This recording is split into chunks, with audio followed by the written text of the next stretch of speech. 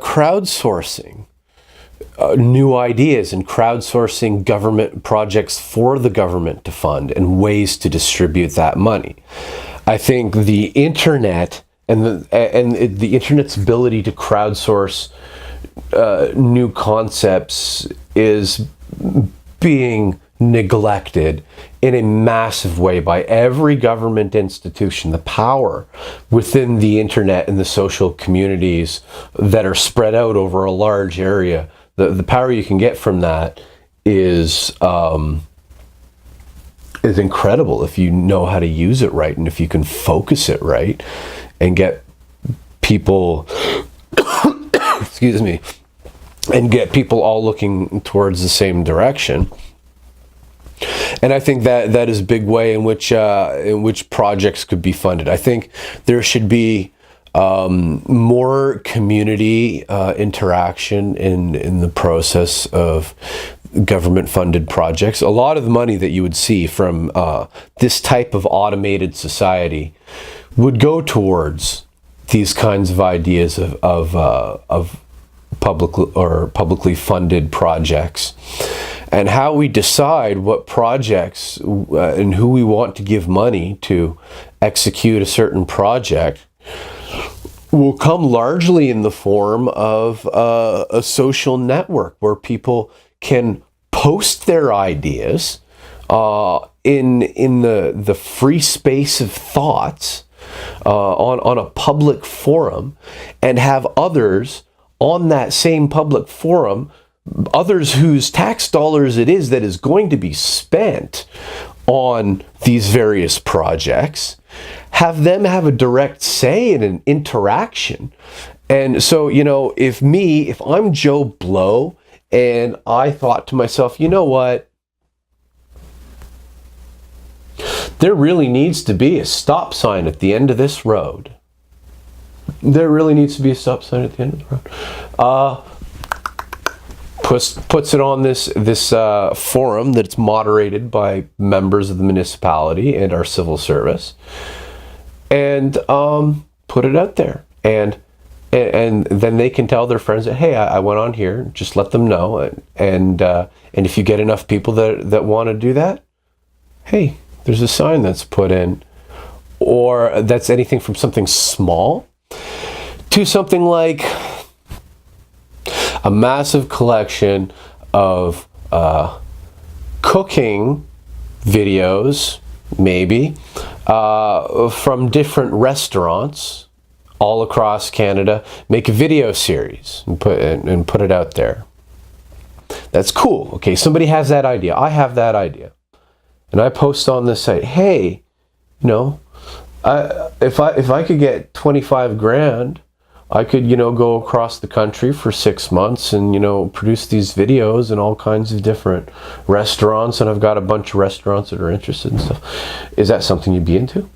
And people on this website, they look at this website and they could either think, well, no, this doesn't really have any interest for me.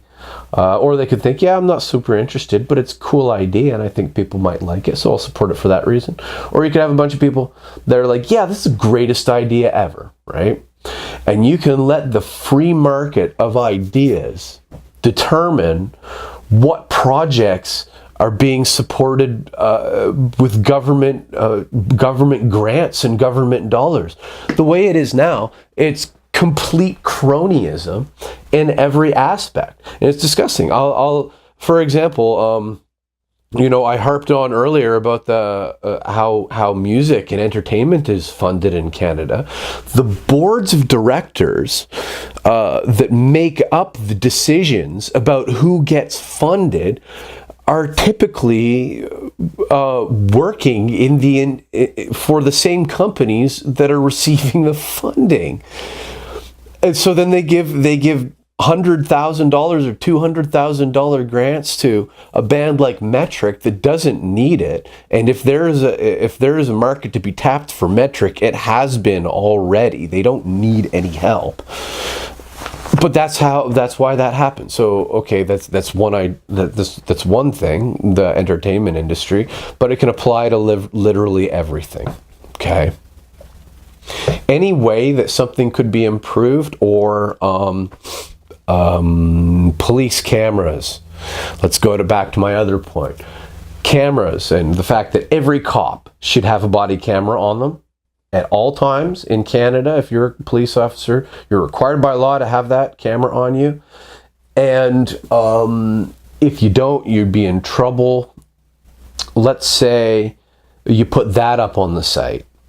Hey, everybody in our social community, I think that it should be a law that all cops have a body camera running and operating at all times. Okay? And you let it go. And if 90% of the people or 95% of the people come back with, yeah, that's a no-brainer, then maybe the government can look into doing it. Just a thought. Or disputes, right? Or disputes. Regarding that article that I mentioned in the police law enforcement section there, regarding the article that I read that these cameras were costing the police force like thousands and thousands of dollars for these body cameras. Okay. Well, I read that article and then maybe I go on there and say, hey, this is a cell phone that costs $500. And it's got all the technology your body camera has in it, and then some, a color screen, a processor, all that stuff. There's no reasonable reason that anybody should, that somebody should be spending $26,000 on cop body cams. What's up with that? Okay. And you do that, and then you look at it, and you look at all the responses.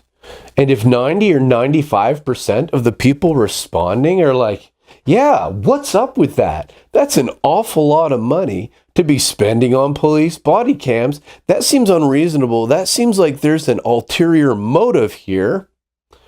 Then they look into it and they do something about it. I mean, this is, but as it stands now,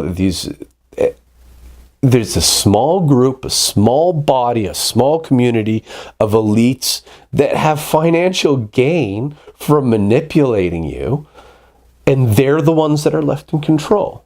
And we have the tools, to put the voice in the hands of the people. We have this archaic system of how we've always run our governments. This archaic system of how we've run our governments was necessary for the longest time because we didn't have the ability to network as we do now, and we didn't have the ability to get a general consensus of a large population's take on a subject in literally seconds. Now we do, and now it's time to start taking the power out of the hands of the people, the small people. So that's why I would advocate building a government that is not wholly control. I'm not talking about the Wild West here. I'm not talking about just throw everything to the people and let them, vote on like literally every issue. No, not that.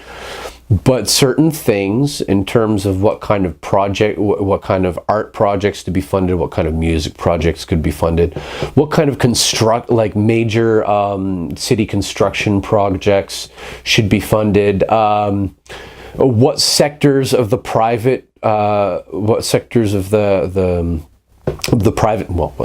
private sector should be funded. I think people should have an input into that. If I want to start a small business that is, a virtual golf arcade in this small town, and it gets overwhelmingly positive response because just maybe there happens to be a whole ton of golfers in that town, then, that seems like a more reasonable metric to base small business funding on than, how many menial jobs we can create in this sector of, you know, oil and gas. It's going to destroy this wetland over here, you know.